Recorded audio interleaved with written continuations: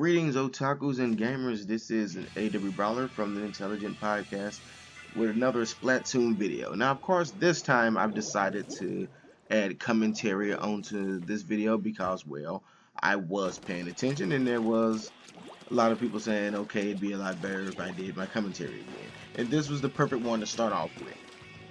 Because this, I'm not sure if this is my first, second, or third, but I know it's one of my early battles on this stage, Morray Towers. I did not know the map too well at this point, so bear with me. Try not to kill me too much in the comments saying stuff like, oh, you suck. Yes, I know I fell off the screen a couple of times. I overshot my jumps. New to the stage.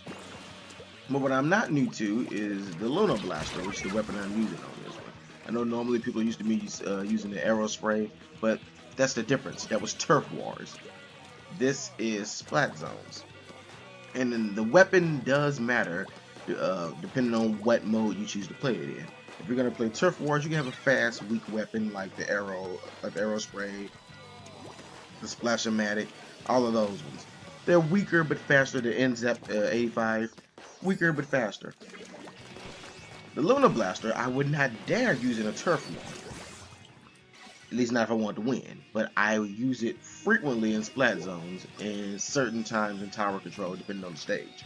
Because what the Luna Blaster does, if you watch the Treehouse, you know with the Treehouse video, they were showing how Luna Blaster, it shoots forward a little bit, then it pops like a little firework and explodes and leaves a nice little area covered in ink. Now that comes in handy with something special like Splatzone because you're trying to keep the zone in your color. And in order to do that, you have to sometimes, take out the other opponent. That's why even in Splatzone, when it ranks people, it ranks them according to how many people they've taken out on the other team. So I use the Luna Blaster because Luna Blaster, especially with the armor, with the clothing that I hook up on my Inkling, I boost the attack to the point where you can hit them once or twice and it blows them up. Like there was even one match, I think I have it recorded. I think I have it recorded, or is it probably froze in the middle of me recording it, so I can't. I lost it. I lost horribly, but I want to upload that video. I hope I have it recorded and it's not the one that froze up on me. Where I had 23 splats, one match on tower control, and still did not get the win. But the Luna Blaster was the weapon I was using, because every time I shot the Luna Blaster, it would explode, and everyone over there would get caught in the explosion, and the ink would just fly everywhere. So it's really useful for Splatzone if you want a powerful weapon. Yes, it's kind of slow, but yes, it's kind of slow. But the only other alternative I think I would say is more powerful than that is the Splatling, which is like the Gatling gun they have.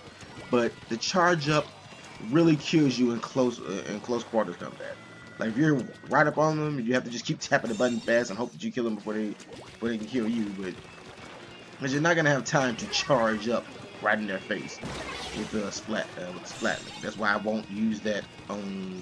You'll see from some of these videos that when I'm playing tower control, if I have the Splatling, I will very rarely board the tower. And if I do board the tower, it's because, well, I'm probably on a group with people that everyone's afraid to get on the tower, and I'm like, if we're gonna win, someone's got to get on there. So I guess I'll do it. But it's not really ideal for close range combat, so you don't want to use that one for tower mode. But the Luna Blaster is like the perfect blend of what you need for Splatzones, because it has that range where it's gonna hit them from a distance, and if it hits them like once or twice, it's going to blow them up. And also when it pops, it covers a lot of ink, so it can be useful in covering the base, which you've seen me do in this video here. You'll see I'm going into enemy territory a lot and just covering the base because I'm shooting the Luna Blaster, trying to take out anyone who's over there, and at the same time, if I do miss, okay, it travels, it makes a nice little explosion that covers a lot of ink. And also one of the main strategies that I do with the Splatzones, I think you'll notice if you watch my videos, is if it's 2 Splatzones, I try to go by the 2 to a zone rule.